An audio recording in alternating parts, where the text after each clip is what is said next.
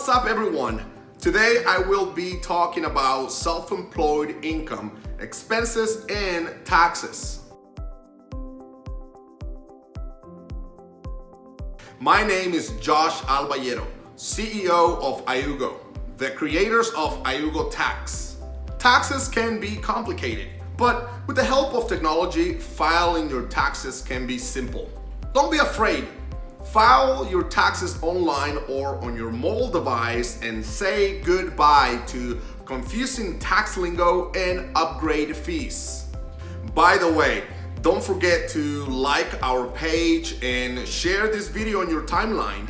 If you own a small corporation, we will be making a couple of episodes for you very soon. But if you are a freelancer, sole proprietorship, Uber driver, contractor, subcontractor, you work for yourself, receive a 1099 miscellaneous, you get the idea, this episode is for you. When you file your taxes, you will either report your income and potential expenses on Schedule C if you have more than $5,000 in business expenses, or Schedule CEC if you have less than $5,000 in expenses. For this episode, we will focus on the long form, Schedule C. If you believe that taxes are so complicated, watch how I break down the Schedule C and you will see that taxes are really simple. There are 5 parts to the Schedule C. Part 1 is income, Part 2 is expenses, Part 3 is cost of goods sold, Part 4 is car and truck expenses, and Part 5 is other expenses. But for most people, Schedule C is about Part 1, 2, and maybe Part 4. Part 1 is where you enter your income, such as 1099 miscellaneous or cash. Part 2 is where you report your expenses and where most people get confused on what to or what not to report. To help you better understand, ask yourself these 3 questions. 1. Is the expense business related? I know, it doesn't make sense to report last Sunday's trip to the sports bar to see the Dallas Cowboys lose again. But okay, you gave up watching the game and ended up talking to everyone about your business. That doesn't make it business related. Go Cowboys! Number 2. Was the expense required? Wrapping your car in Dallas Cowboys colors is considered remodeling, not repairs. And I mean, why would you do that anyways, right? And number 3, do you have proof of the expense you are claiming?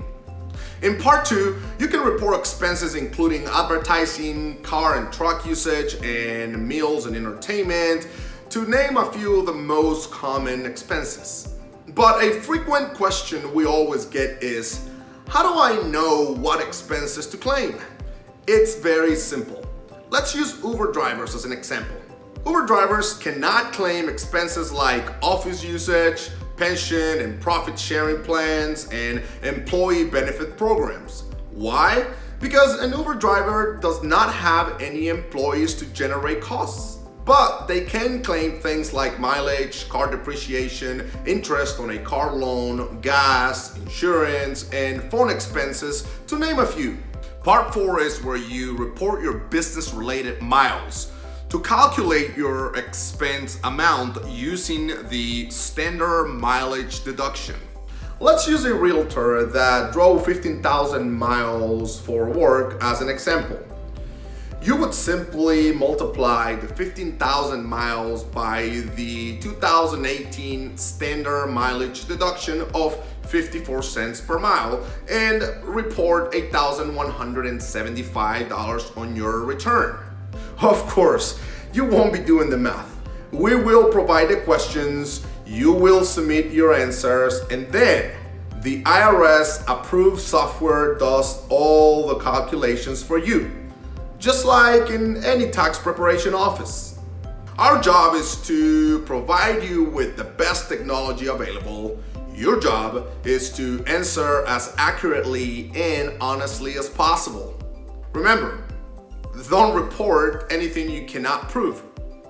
In episode 7, we will spend more time getting into the details of car and truck expenses. And on episode 8, we will cover the use of your home for a business deduction. If you have joined the rest of us in the 21st century, you call an Uber from your Uber app on your phone. You also don't go to a tax preparer to do your taxes. You do it yourself. Remember, if tax preparers can follow the software steps, so can you. Taxes are simple. Do it yourself. See you next time.